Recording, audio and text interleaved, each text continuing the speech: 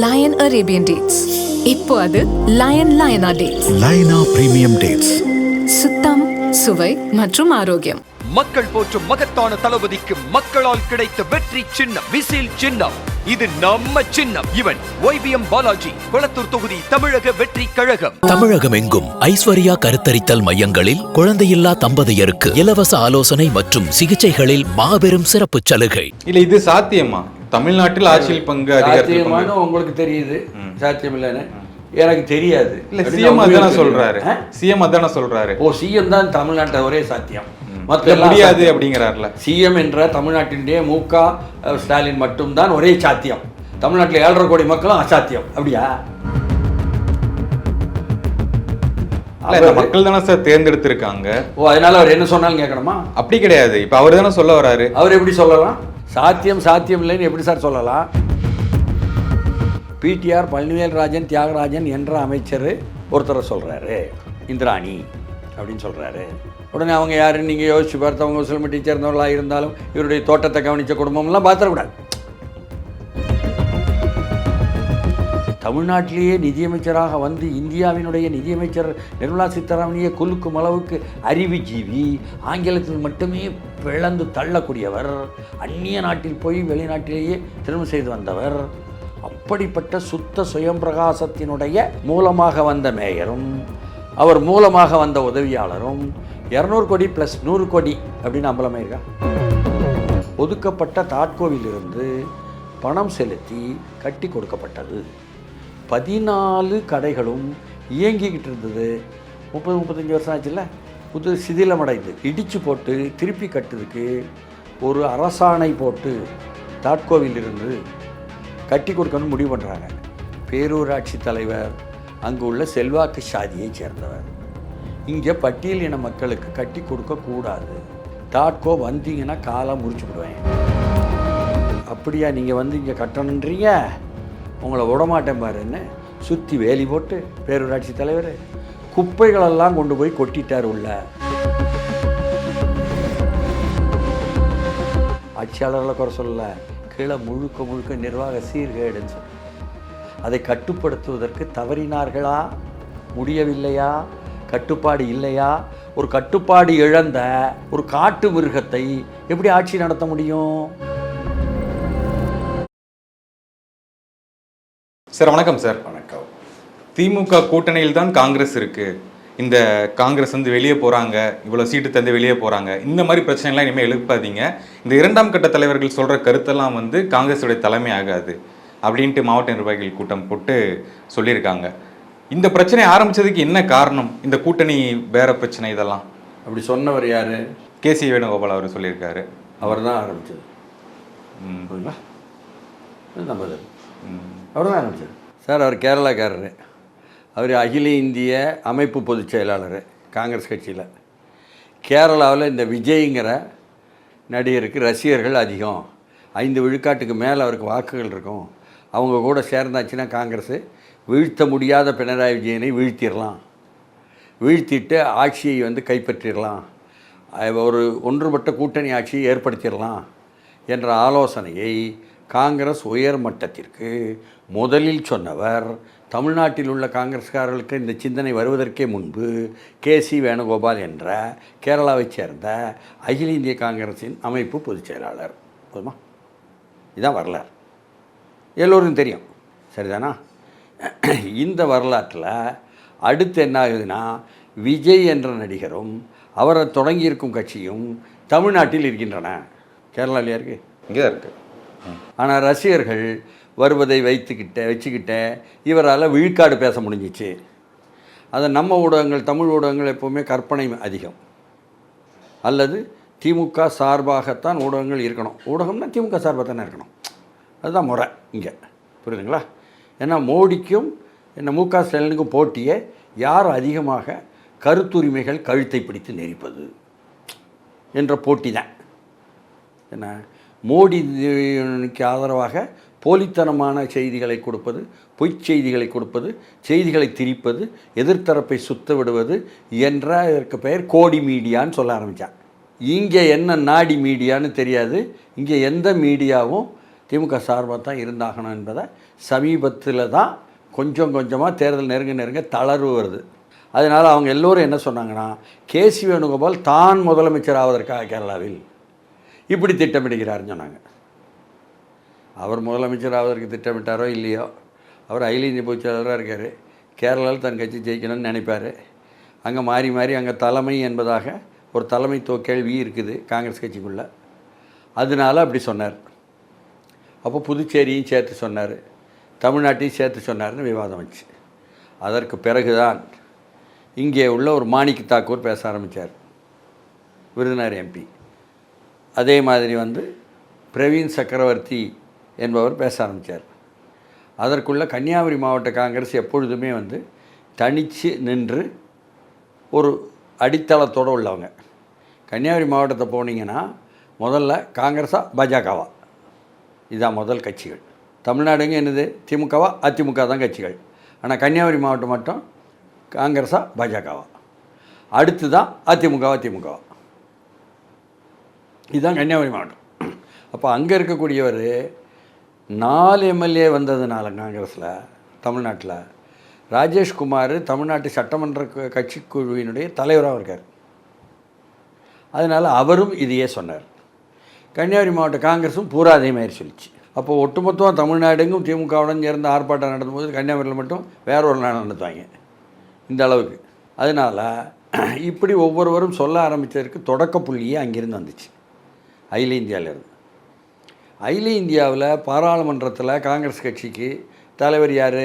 அவர் தான் எதிர்க்கட்சி தலைவர் இந்திய பாராளுமன்றத்துக்கு. யார்? ராகுல் காந்தி. ராகுல் காந்தி. சரி. அப்போ இந்தியாவெங்கும் 100 பேர் காங்கிரஸு மக்களவை உறுப்பினர்கள் இருக்காங்க இல்லையா? 100 பேர்னு சொன்னால் அந்த 100 பேரில் 100 பேருக்கும் சேர்த்து ஒரு விப், ஒரு கொறடான்னு ஒருத்தர் உண்டு. அவர் யார்? அவர் தான் மாணிக் தாக்கூர். தமிழ்நாட்டைச் சேர்ந்த விருதுநகர் மக்களவை உறுப்பினரான மாணிக்க தாக்கூர் தான் இந்திய துணைக்கண்டமெங்கும் இருக்கின்ற காங்கிரஸ் கட்சியினுடைய எம்பிக்களுக்கெல்லாம் சேர்த்த ஒரு கொறடா. கொறடானா என்ன? இந்த முறை ஒரு தீர்மானம் வருது, அதில் நம்ம நிலைப்பாடு இது, இப்படி தான் ஓட்டு போடணும் அப்படின்னு சொல்லி எல்லாருக்கும் அறிவிப்பார். மீறி ஓட்டி போனால் கட்சியை மீறியதாக பொருள், அவருடைய எம்பி சீட்டே காலியாகும். இது பாராளுமன்ற விதிகளில் உள்ளது. அப்போ ஒரு கொறடாவாக அகில இந்தியாவுக்கே இருக்கிறவருக்கும் அகில இந்திய ரீதியில் மக்களவையில் தலைவராக இருக்கக்கூடிய ஒருத்தருக்கும் உள்ள உறவு எப்படி இருக்கும்? ரொம்ப நெருங்கிய உறவாக தான் இருக்கும். அவர் சொல்லதை தானே இவர் எதிரொலிப்பார். அப்போ மாணிக் தாக்கூர் சொல்வதெல்லாம் ராகுல் காந்தி சொல்லித்தான் சொன்னார் என்பதால் எல்லா ஊடகங்களோ எல்லா பொதுசனமோ அறிவு அரசியல் தெரிந்தவர்களோ தமிழ்நாட்டில் நினைக்கத்தானே செய்வாங்க. கண்டிப்பாக இல்லையா? அப்போ தமிழ்நாட்டில் உள்ள மாநில காங்கிரஸ் சட்டமன்ற கட்சி தலைவரும் அதே மாதிரி பாணி, ஆட்சியில் பங்கு அதிகாரியில் பங்கு. மாணிக் தாக்கூரும் ஆட்சியில் பங்கு அதிகாரத்தில் பங்கு. திருப்பரங்குன்றத்தில் ஒரு மதுரையினுடைய ஒரு மாவட்ட கூட்டம் நடக்குது, அதில் செயற்குழு தீர்மானம் போட்டுறாரு. அடுத்த நாள் என்ன பண்ணுறாரு, விருதுநகரில் மாவட்ட செயற்குழுவை கூட்டி அதில் 3வது தீர்மானமாக ஆட்சியில் பங்கு அதிகாரத்தில் பங்கு போடுறாரு. இதை ஏற்கனவே கன்னியாகுமரி மாவட்டத்தில் சொல்லிட்டாங்க. தமிழ்நாட்டில் 77 மாவட்டம் இருக்குது காங்கிரஸ்கிட்ட. அதில் என்ன ஒரு பாதி பேராவது ஆட்சியில் பங்கு அதிகாரத்தில் பங்குன்னு சொல்கிறவங்களா இருக்காங்க. தமிழ்நாட்டினுடைய முன்னாள் மாநில தலைவர் காங்கிரஸ் கட்சியில் KS அழகிரி, அவர் வீட்டில் ஒரு அசம்பாவித சம்பவம், அவர் மனைவி இறந்ததுக்கு எல்லோரும் கூடுறாங்க அடக்கத்துக்கு சிதம்பரத்தில். அதில் 31 மாவட்ட தலைவர்கள் கூடி ஆட்சியில் பங்கு அதிகாரத்தில் பங்கு தாவேக்காவுடன் போகணும்னே பேசுகிறாங்க. இல்லை, இது சாத்தியமா? தமிழ்நாட்டில் ஆட்சியில் பங்கு சாத்தியமானு உங்களுக்கு தெரியுது, சாத்தியம் இல்லைன்னு எனக்கு தெரியாது. இல்லை, சிஎம் அதான சொல்கிறாரு. சிஎம் அதான சொல்கிறாரு. ஓ, சிஎம் தான் தமிழ்நாட்டில் ஒரே சாத்தியம், மற்ற முடியாது அப்படிங்கிறார்ல. சிஎம் என்ற தமிழ்நாட்டினுடைய MK ஸ்டாலின் மட்டும்தான் ஒரே சாத்தியம். தமிழ்நாட்டில் 7.5 கோடி மக்களும் அசாத்தியம். அப்படியா? அவர் சொன்னது தான் வேத வாக்கா? என்ன சார் சாத்தியம் சாத்தியம் இல்லாததை பற்றி ஒரு மனிதர் சொன்னதை பேசுகிறீங்க? ஒரு மனிதர் தானே அவர்? ஆமாம், 7.5 கோடியா அவர்? மக்கள் தானே சார் தேர்ந்தெடுத்திருக்காங்க. ஓ, அதனால அவர் என்ன சொன்னாலும் கேட்கணுமா? அப்படி கிடையாது. இப்போ அவர் தானே சொல்ல வராரு. அவர் எப்படி சொல்லலாம்? சாத்தியம் சாத்தியம் இல்லைன்னு எப்படி சார் சொல்லலாம்? 2006ஆம் ஆண்டு என்ன கலைஞர் முதலமைச்சராக வருவதற்கு முன்னால் அங்கே எத்தனை தொகுதியில் வெற்றி பெற்றது திமுக? 94 தொகுதி தான். மீதி ஒரு 34 தொகுதியில் உள்ள காங்கிரஸினுடைய ஆதரவில் ஜெயலலிதாவால் மைனாரிட்டி அரசாங்கம் என்று அழைக்கப்பட்ட அந்த கலைஞர் அரசாங்கம் ஆட்சியில் இருந்தது. அப்போ காங்கிரஸ்காரங்க நாங்கள் ஆட்சியில் பங்கு கேட்டோமா? இப்போ கேட்காங்க. நாங்கள் அப்போ கேட்டோமா? கேட்கல. உள்ளாட்சியில் பங்கு கேட்டோமா? எதுவும் கேட்கல. அப்போ நாங்கள் செய்தது பிழை. இப்போ கேட்குறோம். முன்கூட்டி ஒப்பந்தம் போடு. உள்ளாட்சியிலையும் 30 விழுக்காடு எங்களுக்கு கொடு. சட்டமன்றத்தில் 38 மாவட்டம் இருக்குது, 39 கொடு, 41 கொடு, 38 கொடுன்னு கேட்காங்க. இப்படியாக கேட்குறவங்க என்ன காரணம் சொல்கிறாங்க? ஐயா 5 மாநகராட்சி எங்களுக்கு தருவதா தானே நீ வாயால் சொன்ன 2021 தேர்தலுக்கு முன்னால். ஒன்றுமே எங்களுக்கு கொடுக்கலையே. உள்ளாட்சியில் வெற்றி பெற்றால் மாநகராட்சி தருகிறேன், நகராட்சி தருகிறேன். இல்லை, அவங்களும் ஒரு அடிப்பணிஞ்சு அவங்களும் திமுக கட்சி மாதிரி தானே சார் செயல்படுறாங்க இந்த 5 வருஷமா. தனியாக வந்து எந்த பிரச்சனைக்கும் கேள்வி எழுப்பல அவங்களுமே. நான் காங்கிரஸை பற்றி பேசலைங்க, நான் வேற ஒன்று பேச வரேன்.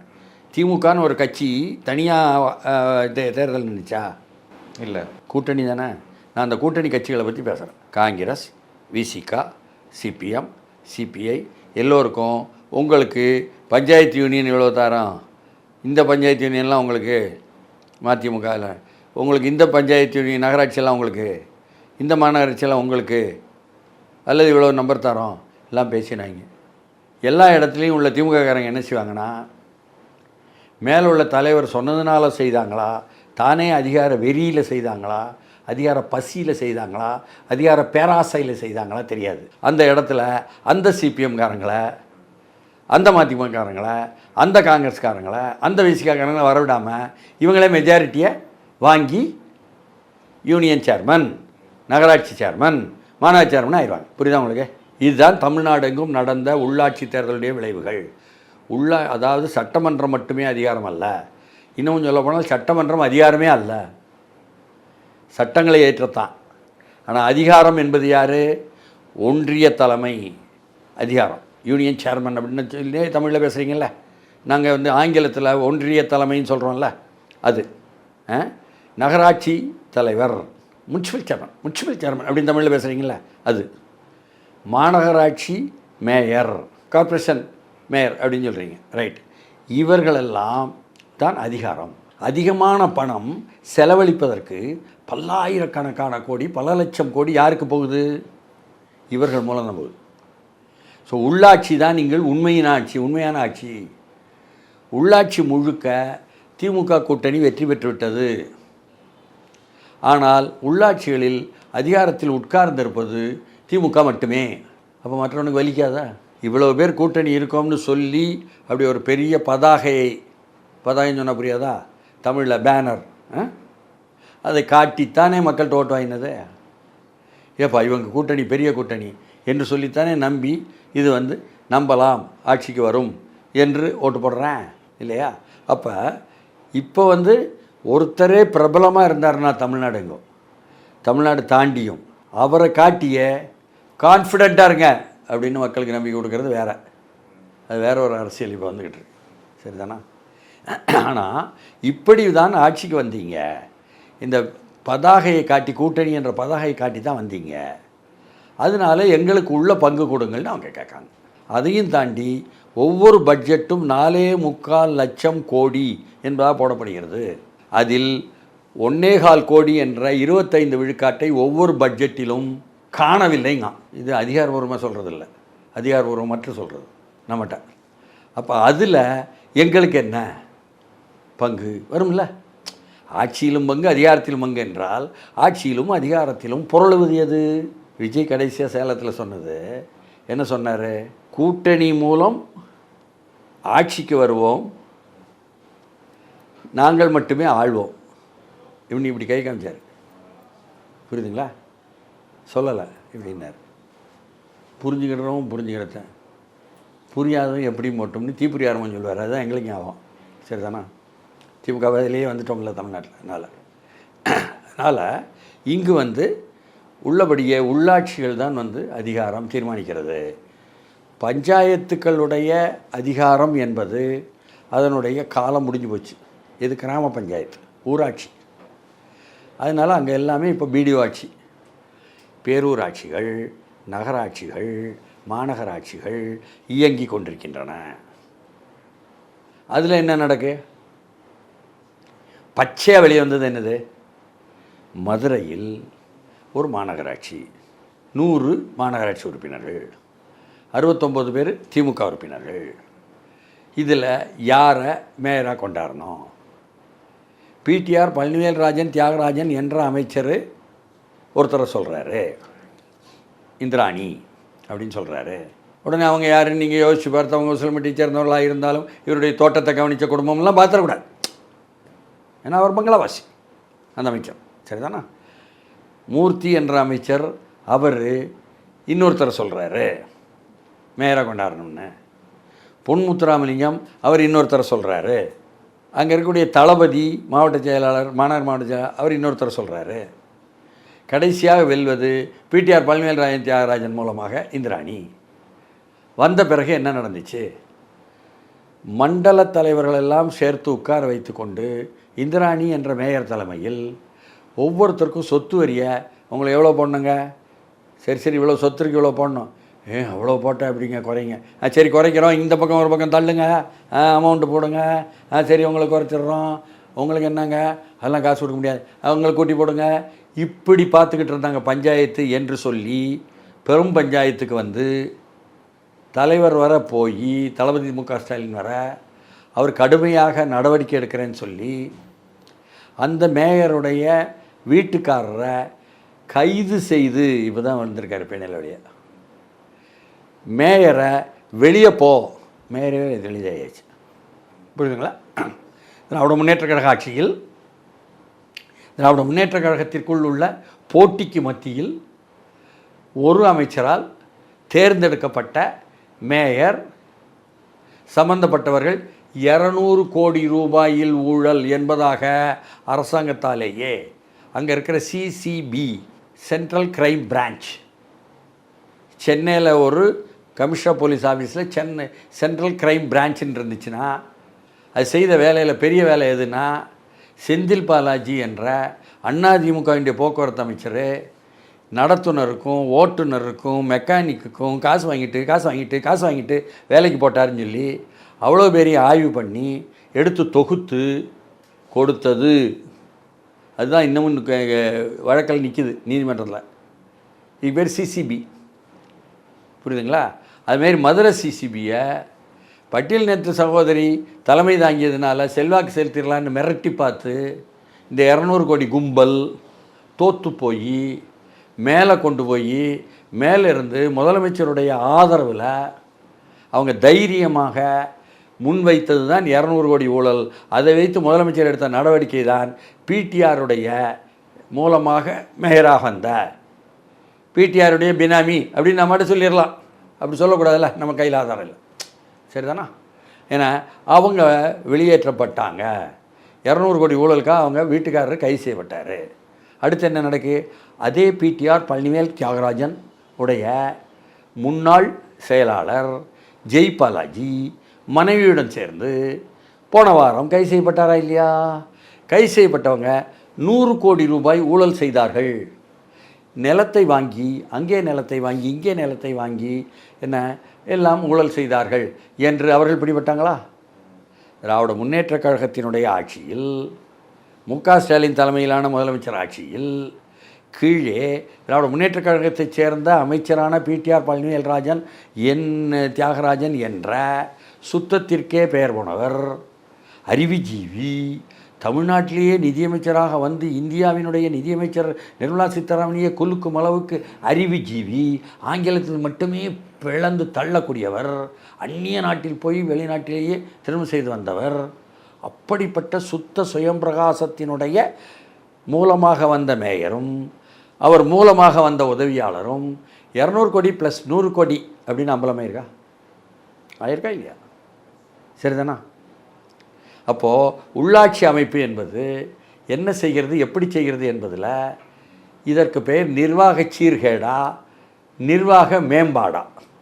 இதற்கு கீழே உள்ளவர்கள் மீது, தன் கட்சியைச் சேர்ந்த உள்ளாட்சியினுடைய அமைப்பில் இருக்கும் அந்த அதிகாரங்கள் மீது கட்டுப்பாட்டை வைப்பதில் பிழை நடந்திருக்கிறது என்பதை ஆட்சியாளர்கள் ஒப்புக்கொள்ள வேண்டுமா இல்லையா?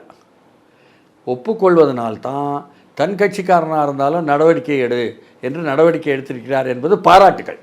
நம்ம முதலமைச்சர் மு க ஸ்டாலினுக்கு பாராட்டுகள். ஆனால் நடந்தது இதுதானே, புரியுதுங்களா?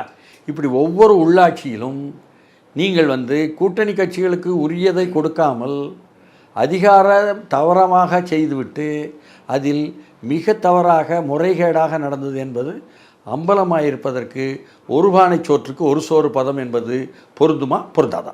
இது ஒரு கேள்வி. இப்போ நான் வந்துக்கிட்டு இருக்கும் பொழுது எனக்கு அழைப்பு வருது. நீலகிரி மாவட்டத்தில் கூடலூர்லேருந்து மிகவும் கொடூரமாக பின்தங்கிய எளிய மக்கள், பெரும்பான்மையானவர்கள் இலங்கையில் இருந்து வந்த தாயகம் திரும்பியோர் என்ற இந்திய வம்சாவழி தமிழர்கள், தோட்ட தொழிலாளர்களாக மட்டுமே அங்கே வேலை செய்து இங்கே தோட்டம்தான்னு சொல்லி கலைஞரால் டான்டி என்று அவர்களுக்கு சிறிய சிறிய தோட்டங்கள் என்பதாக கொடுத்து பணியாற்றியவர்கள். கலைஞர் மகன் ஆட்சிக்கு வந்த பிறகு டான்டி எல்லாம் கிடையாது, எல்லாம் என்ன வன இலாக்காக்கு சொந்தம் என்று பறிக்கப்பட்டு தெருவில் நிற்கக்கூடியவர்கள். 1.5 லட்சம் பேர் திமுகவை தவிர வேறு எதற்கும் வாக்களித்தே பழக்கம் இல்லாதவர்கள். அவர்கள்ட்டிருந்து வருது தொலைபேசி அழைப்பு. மின் வாரியத்தில் எங்கள் பகுதிக்கெல்லாம் இதுவரை தொடர்பு இல்லை, இப்போ தொடர்பு கொடுக்க போகிறோன்னு வராங்க, கனெக்ஷன் கொடுக்க போகிறோன்னு வராங்க. தமிழில் கனெக்ஷன் தானே சொல்கிறாங்க. ஏன்னா அதில் ஒவ்வொரு வீட்டுக்கும் 1.5 லட்சம் ரூபா 1 லட்ச ரூபான்னு கேட்காங்க. எனக்கு ஒரு பொண்ணு இப்போ சொல்லுது, டிசேபிள்டு, உடல் மிகவும் டிஃப்ரெண்ட்லி ஏபிள்டு, நான் மாற்றுத்திறனாளி. அந்த மாற்றுத்திறனாளியை வச்சுக்கிட்டு அந்த பையனை வச்சுக்கிட்டு நான் ரொம்ப கஷ்டப்படுறேன், 50,000 ரூபா கேட்காங்க, கொடுக்க முடியல என்று. உடனடியாக இந்த செய்தியை அங்கே உள்ள விசாரித்தா இந்த 1.5 லட்சம் பேருக்கும் தலைவர்களாக இருக்கிறவங்க இது மாதிரி நிறைய வந்திருக்குங்க. அத்தனையும் நாங்கள் திமுக மேலேயும் சொல்லிட்டோங்க, மாவட்டத்துலேயும் கூட்டங்கள்லாம். அவங்களாலையும் தீர்க்க முடியலை. நான் திமுகவை முழுக்க குறை சொல்லலை, ஆட்சியாளர்களை குறை சொல்லலை, கீழே முழுக்க நிர்வாக சீர்கேடுன்னு சொல்கிறேன். அதை கட்டுப்படுத்துவதற்கு தவறினார்களா, முடியவில்லையா, கட்டுப்பாடு இல்லையா? ஒரு கட்டுப்பாடு இழந்த ஒரு காட்டு மிருகத்தை எப்படி ஆட்சி நடத்த முடியும் என்பது தான் கேள்வி. உடனடியாக சம்பந்தப்பட்ட மின்வாரியத்தினுடைய தலைமைக்கே செய்தி சொன்னோன்னே மாவட்ட ஆட்சித்தலைவருக்கு ஒரு புகாரை கொடுத்துவிட்டு அந்த புகாருடைய இப்போ பிரதி அனுப்புங்க, நாங்கள் உடனடி நடவடிக்கை எடுக்கோம்னு சொல்கிறாங்க. ஐஏஎஸ் அதிகாரிகள், நான் குறை சொல்லலை, கேட்கும் பொழுது செய்திகள் வருது, ஊடகவியலாளர்கள் கேட்கும் பொழுது இந்த மாதிரி வருது. நல்லது நடந்தால் சரிதானேன்னு நம்ம நினைக்கும், புரியுதுங்களா? ஆனாலும் அங்கே என்ன நடக்குன்னா தீயது தான் நடக்குது. அப்போ கீழே உள்ளவங்களை கட்டுப்படுத்த முடியல. ஏங்க திமுக காரங்க தான் அந்த காசு வாங்குறாங்களா அப்படின்னு கேட்டேன் நான். இல்லைங்க, திமுகன்னு ஒட்டுமொத்தமாக சொல்ல முடியாதுங்க, சில பேர் மட்டும் புரோக்கராக இருக்காங்க இப்படியே சொன்னாங்க. அப்போ ஒட்டுமொத்த திமுக கட்சியை குறை சொல்லலை, அந்த மாவட்டத்தின் கட்சியும் குறை சொல்லலை, சில புரோக்கர்களை கட்டுப்படுத்த முடியவில்லை. ஏன்? சரிதானா? இது அங்கே இருந்தா இங்கே வாங்க, சென்னையில் மயிலாப்பூரில் வீட்டுக்கு எல்லாம் வாட்டர் கனெக்ஷன் சொல்லி போட்டு தண்ணீர் கனெக்ஷன் 10,000 ரூபா கொடு, கவுன்சிலருடைய ஆட்கள் கேட்காங்க. அப்போ எதெல்லாம் உள்ளாட்சியில் மக்களுக்கு செய்ய வேண்டிய செயல்பாடுகளோ எல்லாவற்றிலும் ஊழல் ஊழல் லஞ்சம் லஞ்சம் என்று ஊறி போயிருக்கிறது என்பதை முதலமைச்சருக்கு சொல்ல மறுப்பார்களாம் எல்லோரும்.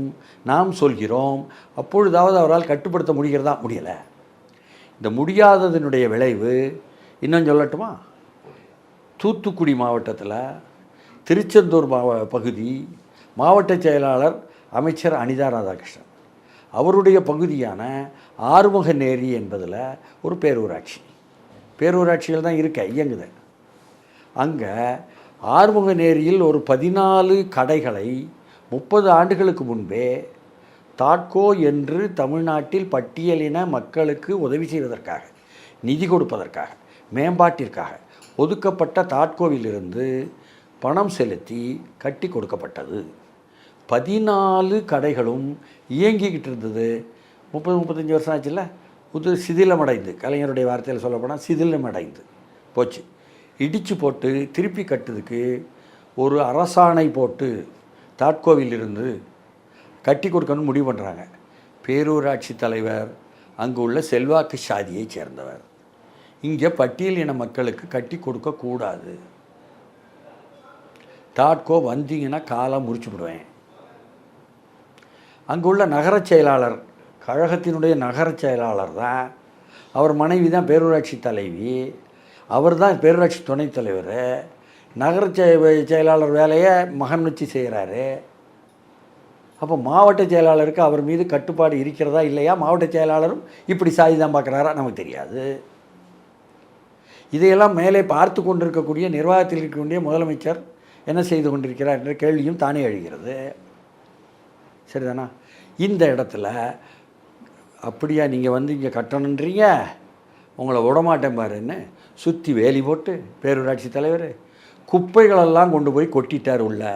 உங்களுக்கு கம்ப்ளீட் காணொளி தரேன். முடிஞ்சால் தைரியம் இருந்தால் போடுங்க. இன்னும் தைரியம்லாம் இருக்கணும்னு அவசியம் இல்லை தமிழ்நாட்டு ஊடகங்களுக்கு. சரிதானா? அப்போது அந்த இடத்துல நடந்து முடிந்த ஞாயிற்றுக்கிழமை சமூக செயற்பாட்டாளர்கள் கூட்டமைப்பு ஒரு ஆர்ப்பாட்டத்தை நடத்தி கண்டித்து இது சரி, ஓகே. இவ்வளோ நிர்வாக சீர்கேடுகள் சொல்கிறீங்கல்ல, இதெல்லாம் ஏன் வெளியே வரல? யார் தடுக்கிறாங்க? ஊடகங்கள் தான் யாருமே வந்து நாங்கள் ஆட்சிக்கு எதிராக பேச மாட்டோம்னு சொல்லிப்பட்டு உறுதிமொழி ஏற்றிருக்காங்க. அதனால இல்லை, எல்லா ஊடகமே திமுக சார்பாக காசு கொடுத்துருவாங்க. மாவட்ட அமைச்சர்கள் வராது. எல்லா ஊடகமும் லோக்கலில் வந்து அழகாக வாங்குறாங்க. சரிதானா? அது இருக்கட்டும். அப்போ வெளியே வரலன்னொன்னே இந்த ஆர்ப்பாட்டமும் பண்ணி அத்தனையும் மேலே கொடுத்து இல்லை, இப்போ சட்ட ஒழுங்கு பிரச்சனை எல்லாமே வருது. ஆட்சி அதிகாரத்தில் இருப்பவர்கள் மூலமாகவே, அவர்களுடைய நிறுவனம் மூலமாகவே செய்தியை கொடுத்து துணை முதல்வருக்கு போய் அங்கேருந்து அவர் டைரக்ஷன் கொடுத்துட்டாரு. முந்தானேத்து கொடுத்த உடனே கலெக்டரும் எஸ்பியும் ஆக்ட் பண்ணி நேற்று டாட்கோவினுடைய எக்ஸிக்யூட்டிவ் இன்ஜினியர் போயிட்டார். போய் அத்தனையையும் ரிமூவ் பண்ணிட்டார், இந்த டர்பீஸு குப்பையெல்லாம். உடனடியாக பேரூராட்சி தலைவர் எக்ஸிக்யூட்டிவ் இன்ஜினியர் என்ன வந்து பார்க்க சொல்லுங்கிறார். நான் ஏன் பார்க்கணுங்கிறார் டாட்கோ எக்ஸிக்யூட்டிவ் இன்ஜினியர்.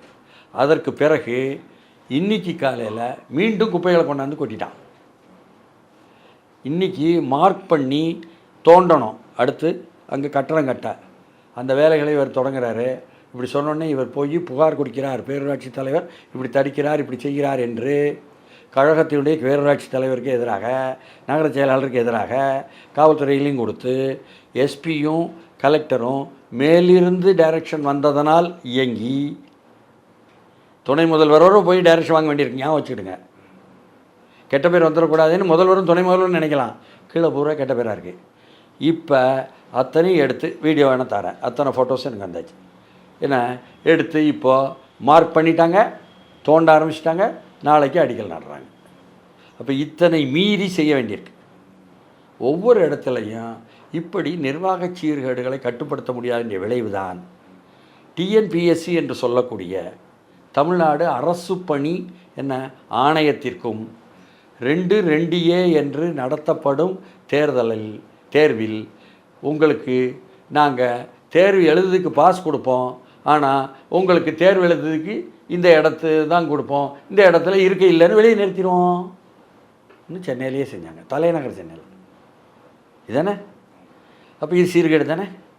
அப்போ நிர்வாகத்தை கட்டுப்படுத்த முடியாத ஒரு நிலை போகிறது என்றால் என்ன கவனத்தில் இருக்கிறார்கள்? இந்த இடத்துல எதிர்க்கட்சிகள் சொல்வதை, ஒரு புதுசாக வந்திருக்க எதிர்க்கட்சி விஜய் வந்து இப்படி இப்படி சொல்வது உண்மையாயிருவேன்? விஜய் எதிர்க்கட்சியா? எதிர்க்கட்சி தானே மக்கள் மத்தியில். அப்படியா? ஓ, நீங்கள் சட்டமன்றத்தில் தான் எதிர்க்கட்சி உண்டு, மக்கள் மன்றத்தில் மக்கள் எல்லாருமே ஆதரவு தரல சார் விஜய்க்குமே. எல்லாரும் டீம் விசாரிச்சு வந்துட்டீங்களா? நீங்கள் விசாரிச்ச வரைக்கும் எல்லாருமே ஆதரவு தராங்களா? எல்லாரும் எதுக்குமே தரமாட்டாங்க. அவர் எப்படி நீங்கள் சொல்கிறீங்க எதிர்க்கட்சின்னு? எதிர்க்கட்சின்னா எல்லோரும் ஆதரவு தந்தால் எதிர்க்கட்சி ஆக முடியாது, ஆளுங்கட்சி ஆக முடியும். தெரியாது அது உங்களுக்கு? எல்லாரும் டிஃபெண்ட் பண்ணுறீங்க, பட் அது வேல்யூபிளாக இல்லை அப்படிங்கிறது தான். இல்லை, அது எப்படி நீங்கள் சொல்ல முடியும்? இங்கே எதிர்க்கட்சி என்பது எதிராக இருக்கக்கூடிய அந்த அர்த்தத்தில் நான் சொல்கிறேன். சட்டமன்ற எதிர்க்கட்சி தலைவர் வந்து பழனிசாமி, சட்டமன்றத்துக்குள்ளே ஆள் கிடையாது விஜய்க்கு. ஆனால் மக்கள் மன்றத்துக்குள்ள கம்யூனிஸ்ட் கட்சி முதற்கொண்டு வெவ்வேறு கட்சிகள் தானே, கூட்டணி கட்சியாக இருந்தாலும் எதிர்த்து நிற்கிறவங்க எதிர்க்கட்சி தானே. தமிழ்நாட்டிலேயே இல்லாத பாஜக கூட எதிர்க்கட்சி தான். புரியுதுங்களா? அந்த அர்த்தத்தில் சொல்கிறேன். அவர் தானே இப்படி இப்படி சொன்னார், பிரபலம் ஆயிருமில்லாங்க, பிரபலமானவர் சொன்னான், அதுக்காக சொல்கிறேன் நான். அப்போது இந்த அளவுக்கு இங்கே வந்து இந்த நிர்வாக சீர்கேட்டை இன்னும் 15 நாள் தான் இருக்குது தேர்தல் அறிவிப்பதற்கு. சரி செய்ய முடியுமா? எப்படி சரி செய்ய போகிறார்கள் என்ற கேள்விகள் எல்லாம் நிற்கிது. அதனால தான் மதுரையில் முழுக்க பிடிஆர் பழனிவேல் தியாகராஜன் இருக்கின்ற மத்திய மதுரையினுடைய தொகுதிக்கு உட்பட்ட மேல பொன்னகரத்தில் இருக்கின்ற மன்னன், அழகிரியுடைய குழாமில் இருந்த மன்னன் மீண்டும் மீண்டும் கேட்டு திமுகவுக்குள்ளே வர முடியலையேன்ட்டு போய் அண்ணாதிமுக சேர்ந்திருக்கார். 10க்கு 10 அத்தனையும் நாங்கள் ஜெயிச்சிருவோம் அண்ணாதிமுகன்னு சொல்கிறார். அவர் சொல்வது தான், எனக்கு சொல்வதெல்லாம் கரெக்டுலாம் சொல்லலை, அதெல்லாம் வாதம். இதெல்லாம் நடக்க காரணமே அங்கே நடக்கதுடைய எதிர்வினைன்னு சொல்ல வரேன் நான். அதனால் இங்கே வந்து நிர்வாக சீர்கேடு என்பது நீ எங்கு பார்த்தாலும் டாஸ்மாகை பற்றி எல்லோரும் பேசுகிறாங்க. ஆனால் கஞ்சாவும் மெத்தப்பெட்டும் தான் பல கொலைகளுக்கு காரணம், சாதிய வெறிகளுக்கு கூட காரணம் என்பதாக பல்வேறு ஆய்வுகள் வந்துக்கிட்டு காவல்துறையே சொல்லுது. ஏன் அப்படி இவ்வளவு பரவலாக சமீபத்தில் மட்டுமே பரவியது? நிர்வாக சீர்கேடு. கரூரில் நடந்ததை பற்றி பேசுகிறாங்க, அதற்கு ஓராண்டு முன்னால் மெரினால் நடந்துச்சு, அதில் யார் மீதையும் எந்த வழக்கும் பதிவு செய்யப்படல. அப்போ நிர்வாகம் செயல்படுதா இல்லையா? தலைநகரிலிருந்து கேட்கப்படுது. இதுதான் டிஎன்பிஎஸ்சிலையும் எதிரொலிக்குதுங்க. நான் சொல்கிறது ஒரே மாதிரி தான் விஷயங்கள் வந்து காரணமாகுது, கட்டுப்பாடு இல்லை. என்ன சொல்யூஷன் சார் இந்த எல்லா அதுதான் தேர்தல் தான். எனக்கு வந்து இந்த தேர்தல் பாதை, தேர்தலில் உள்ள கட்சிகள் யார் மேலேயும் நம்பிக்கையுடன் எந்த கட்சிக்கு ஆதரவாக பேசுகிறவங்க கிடையாது. நான் வெளியிலிருந்து பார்க்குறவன், களத்திலிருந்து பார்க்குறவன். களத்திலிருந்து கொதிக்க தெரியும், கொந்தளிக்க தெரியும், சுட்டி காட்ட தெரியும். செய்ய வேண்டியது ஏன் ஆறுமுக நேரிலையும் சரி மின்வாரியத்திலையும் சரி எல்லாமே மேலே எடுத்துகிட்டு போனது யார்? எங்களை மாரி விசில் ப்ளோயர்ஸ் தானே. விசில்னாலே உங்களுக்கு பயம் வரக்கூடாது. விசில் ப்ளோயர்னு சொன்ன ஆங்கிலத்தில் முதல்ல அதை எடுத்துகிட்டு போகிறவங்கன்னு அர்த்தம். நீங்கள் பயந்துக்கிட்டே வந்துட்டு இருந்தீங்கன்னா அதுக்கு ஒன்றும் செய்ய முடியாது. புரியுதுங்களா? என்ன? அதனால் எடுத்துக்கிட்டு தான் போக முடியும் மேலே உள்ள நிர்வாகத்துக்கு. அவர்களும் தேர்தல் நேரத்திலாவது நாங்கள் சரி செய்கிறோம். ஒன்றும் கிடையாதுங்க. நீலக்கொடி திட்டம்னு ஒன்றிய அரசு ஒன்று கொண்டாடுது. நாங்கள் ஒன்றிய அரசு எதிர்க்கிறோம்னு திமுக அரசு சொல்லுது. ஆனால் நீலக்கொடி திட்டம்னு சொல்லி சுற்றுலாவுக்காக எல்லோரையும் நாங்கள் கடற்கரையை விட போகிறோம்னு சொல்லி ரொம்ப க்ளீனாக நீட்டாக இருந்த மெரினா கடற்கரை எல்லோரும் பார்க்குறது, நாங்கள் பக்கத்துலேயே இருக்கோம் மயிலாப்பூரில். புரியுதுங்களா? அங்கே 1000க்கு மேற்பட்ட கடைகள் இருக்குது. இன்னமும் சொல்லப்போனால் கடைகளை வச்சிருக்கிறவங்க எம்ஜிஆர் சமாதி பக்கத்தில் ஒரு 2 சங்கம், அதற்கு அடுத்து எடுத்தீங்கன்னா சேப்பாக்கம் பகுதியினுடைய திராவிட முன்னேற்ற கழகத்தினுடைய வட்டச் செயலாளருடைய கட்டுப்பாட்டில் உள்ள 600 கடை. இந்த பக்கம் வந்தீங்கன்னு சொன்னால் நொச்சிக்குப்பம் பகுதியில் முன்னாள் வட்டச் செயலாளர் மகனுடைய கட்டுப்பாட்டில் உள்ள 100 கடை, இடையில் ஒரு கட்சி சார்பற்றவருடைய ஒரு 150 கடை. இதுதான். இப்போ எல்லா கடைகளையும் தூக்கு, இங்கே நீலக்கொடி திட்டத்தில் சுற்றுலா போடணும்னு சொல்லி CRZ ஜோன் என்று ஒன்று இருக்குது, கோஸ்டல் ரெகுலேஷன் ஜோன், கடலோர என்ன பாதுகாப்பு மண்டலம். அந்த விதிகளை மீறி நீங்கள் வந்து கிழக்கு பகுதி, அதாவது கடலை நோக்கிய பகுதியில் ஒரு சாலைக்கு தாண்டி கன்ஸ்ட்ரக்ஷன் என்ற ஒன்றும் கான்க்ரீட்டில் போடக்கூடாது. இவங்களும் போடக்கூடாதுன்னு சொல்லி மூங்கிலில் எல்லாம் பண்ணிவிட்டு அதற்கான ஸ்லாப்ஸ் எல்லாம் கான்க்ரீட் மறுபடியும் போட்டிருக்கேன். அப்போ அதிகாரிகளுக்கு இதை பற்றி புரிதல் இல்லை, அவசியமும் இல்லைன்னு நினைக்கிறேன். அதிகாரிகள் அக்கறை இருந்தால் தானே விதியை மீறியே செயல்படுறாங்க. இப்போ அவ்வளோ கடைகளையும் நீக்குங்கிறான், தூக்குங்கிறான். எங்கே அழகு கெட்டு போகுதுன்னு. இப்படி அழகு கெட்டு போகுதுன்னு சொல்லி அங்கே இருக்கக்கூடிய படகுகளையும் வலைகளையும் தூக்கியதனால்தான் MG ராமச்சந்திரன் என்ற புனிதராக அழைக்கப்பட்டவருக்கு எதிராக அவருக்கு வாக்களித்த மக்கள் திரண்டார்கள். அதுதான் மெரினா துப்பாக்கிச்சூடு 1984 நினைவுபடுத்தணும். அதனால் யார் என்பதல்ல, அவங்க வாழ்வாதாரம் அடிபட்டுச்சுன்னா எந்திப்பான். இப்போ எந்திரிச்சு போராட ஆரம்பிச்சிட்டாங்க. 23ஆந்தேதி ஆர்ப்பாட்டம் போட்டிருக்காங்க. ஆர்ப்பாட்டம் பண்ணாதீங்க, நம்ம ஆட்சிக்கு எதிராகன்னு சொல்லிகிட்டு இருக்காங்க. கவனஈர்ப்பு ஆர்ப்பாட்டம் தான், நம்ம ஆட்சிக்கு ஆதரவு தான் அப்படின்னு சங்க தலைவர்கள் சொல்கிறாங்க. அதை காலையில் பேசிட்டு தான் வரேன். புரியுதுங்களா? உங்களுக்கு அனுப்பிடுறேன், எல்லாத்தையும் அனுப்பியிருக்காங்க. நாம் அனுப்பத்தான் போகிறோம். தேர்தலுக்கு 15 நாள் தான் இருக்குது அறிவிப்புக்கு. இந்த நேரத்துலையுமா இப்படி நெருக்கடி கொடுத்தாவும் வாழ்வாதாரத்தை கெடுக்கணும்? மறுபடியும் அதிகாரிகள் வேண்டுமென்றே, நீங்கள் முக்கிய அதிகாரின்னு யாரெல்லாம் கருதுகிறீர்களோ, நல்ல வளமாக ஆக்குவதற்கு உதவுகிறார்கள் என்று எந்த அதிகாரிகளை கருதுகிறீர்களோ, அந்த மதுரை மேயரில் தொடங்கி அவர்கள் எல்லோருமே என்ன செய்யக்கூடிய வேலை மக்கள் வாழ்வாதாரத்தை அளித்து ஆட்சிக்கு எதிராக திரும்புகிறதா இல்லையா? இதுதான் ஆட்சிக்கு எதிரான மனோபாவம். நம்ம ஆளுங்க சொல்கிற மாதிரி மற்றதெல்லாம் இல்லை, மற்றதெல்லாம் கூட நாங்கள் தீர்த்து வச்சுருவோம் அப்படின்னு தீர்த்து வச்சதாக உண்மையாகவோ பொய்யாகவோ படம் காட்டிடலாம். ஆனால் இதை எப்படி தீர்க்க முடியும்? நிர்வாக சீர்கேட்டை இவ்வளோ நாளாக 4.25 ஆண்டாக நிர்வாக சீர்கேட்டை அனுமதிச்சுட்டு உச்சத்துக்கு போயிட்டு வந்து நிற்கிது என்பது தான் யதார்த்தம். இந்த நேரத்தில் தான் காங்கிரஸ் கேட்காங்க, நீங்கள் வாங்குகிற கெட்ட பேரெல்லாம் நாங்களும் சுமையை தூக்கணுமா என்று. காங்கிரஸ் மட்டும் இல்லை, எல்லா எதிர்க்கட்சிக்குள்ளேயும் இருக்காங்க. சிபிஎம்மினுடைய வெகு மக்கள் அமைப்புகள் தான் எல்லோருமே இப்பொழுது போராடி கொண்டிருப்பவர்கள். சிபிஎம்மினுடைய மாநில செயலாளராக இருந்த முன்னாள் பாலகிருஷ்ணன் எம்எல்ஏ, முன்னாள் எம்எல்ஏ, அவர் இப்போது மத்திய கமிட்டி உறுப்பினராகவும் சிபிஎம்மில் இருக்கிறவர்.